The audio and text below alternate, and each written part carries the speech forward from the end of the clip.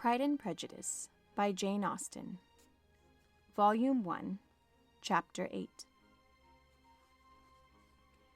At 5 o'clock the two ladies retired to dress, and at 6:30 Elizabeth was summoned to dinner.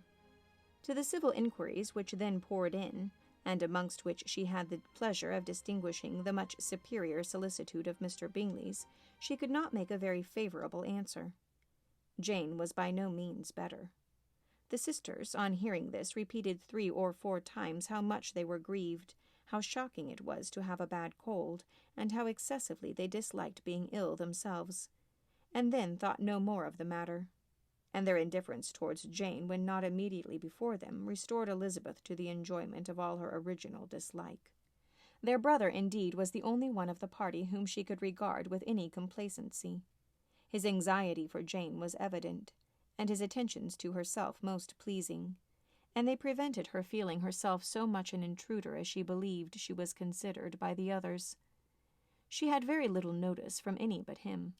Miss Bingley was engrossed by Mr. Darcy, her sister scarcely less so, and as for Mr. Hurst, by whom Elizabeth sat, he was an indolent man who lived only to eat, drink, and play at cards, who, when he found her prefer a plain dish to a ragout, had nothing to say to her.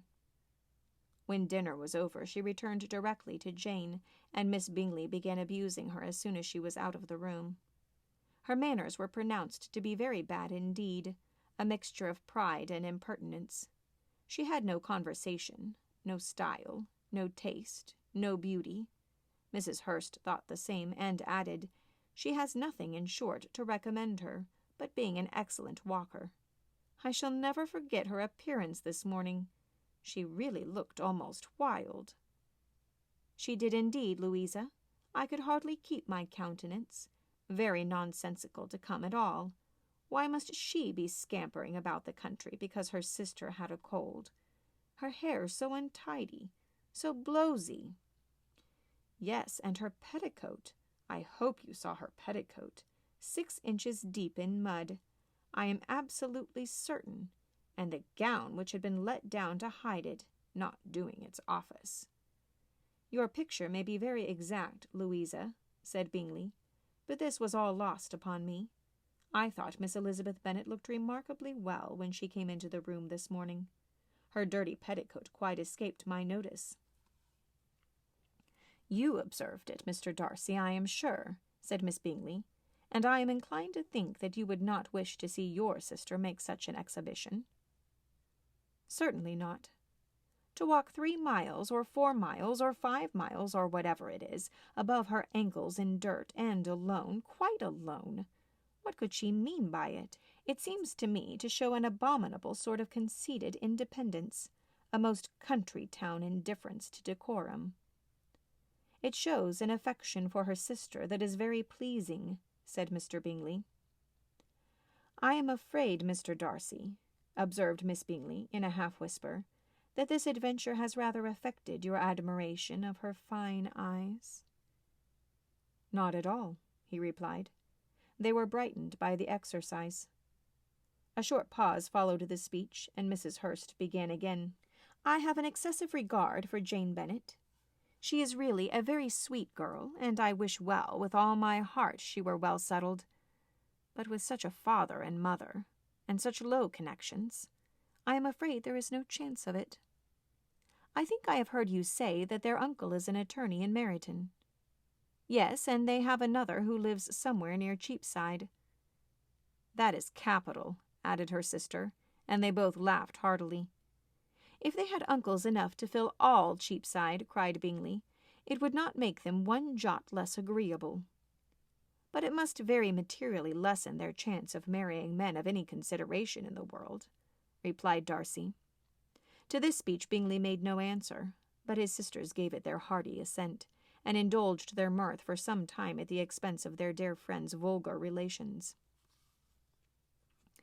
With a renewal of tenderness, however, they repaired to her room on leaving the dining-parlour, and sat with her till summoned to coffee. She was still very poorly, and Elizabeth would not quit her at all, till late in the evening, when she had the comfort of seeing her asleep, and when it appeared to her rather right than pleasant that she should go downstairs herself. On entering the drawing-room, she found the whole party at loo, and was immediately invited to join them. But suspecting them to be playing high, she declined it, and making her sister the excuse, said she would amuse herself for the short time she could stay below with a book. Mr. Hurst looked at her with astonishment. "Do you prefer reading to cards?" said he. "That is rather singular." "Miss Eliza Bennet," said Miss Bingley, "despises cards. She is a great reader and has no pleasure in anything else." "I deserve neither such praise nor such censure," replied Elizabeth. "I am not a great reader, and I have pleasure in many things." "In nursing your sister I am sure you have pleasure," said Bingley, "and I hope it will soon be increased by seeing her quite well." Elizabeth thanked him from her heart, and then walked towards a table where a few books were lying. He immediately offered to fetch her others, all that his library afforded, "and I wish my collection were larger for your benefit and my own credit. But I am an idle fellow, and though I have not many, I have more than I ever look into." Elizabeth assured him that she could suit herself perfectly with those in the room. "I am astonished," said Miss Bingley, "that my father should have left so small a collection of books. What a delightful library you have at Pemberley, Mr. Darcy." "It ought to be good," he replied. "It has been the work of many generations. And then you have added so much to it yourself, you are always buying books. I cannot comprehend the neglect of a family library in such days as these." "Neglect? I am sure you neglect nothing that can add to the beauties of that noble place. Charles, when you build your house, I wish it may be half as delightful as Pemberley." "I wish it may. But I would really advise you to make your purchase in that neighborhood and take Pemberley for a kind of model. There is not a finer county in England than Derbyshire. With all my heart, I will buy Pemberley itself if Darcy will sell it. I am talking of possibilities, Charles. Upon my word, Caroline, I should think it more possible to get Pemberley by purchase than by imitation." Elizabeth was so much caught by what passed as to leave her very little attention for her book, and soon laying it wholly aside, she drew near the card-table and stationed herself between Mr. Bingley and his eldest sister to observe the game. "Is Miss Darcy much grown since the spring?" said Miss Bingley. "Will she be as tall as I am?" "I think she will. She is now about Miss Elizabeth Bennet's height, or rather taller. How I long to see her again! I never met with anybody who delighted me so much. Such a countenance, such manners, and so extremely accomplished for her age. Her performance on the pianoforte is exquisite." "It is amazing to me," said Bingley, "how young ladies can have patience to be so very accomplished as they all are." "All young ladies accomplished? My dear Charles, what do you mean?" "Yes, all of them, I think. They all paint tables, cover screens, and net purses. I scarcely know anyone who cannot do all this, and I am sure I never heard a young lady spoken of for the first time without being informed that she was very accomplished." "Your list of the common extent of accomplishments," said Darcy, "has too much truth. The word is applied to many a woman who deserves it no otherwise than by netting a purse or covering a screen. But I am very far from agreeing with you in your estimation of ladies in general. I cannot boast of knowing more than half a dozen in the whole range of my acquaintance that are really accomplished." "Nor I am sure," said Miss Bingley.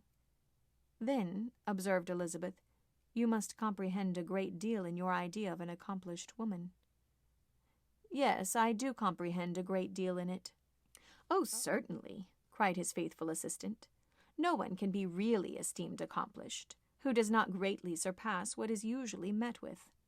A woman must have a thorough knowledge of music, singing, drawing, dancing, and the modern languages, to deserve the word. And besides all this, she must possess a certain something in her air and manner of walking, the tone of her voice, her address and expressions, or the word will be but half deserved."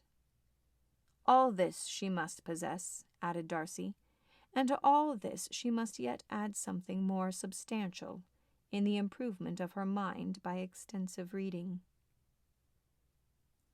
"I am no longer surprised at your knowing only 6 accomplished women.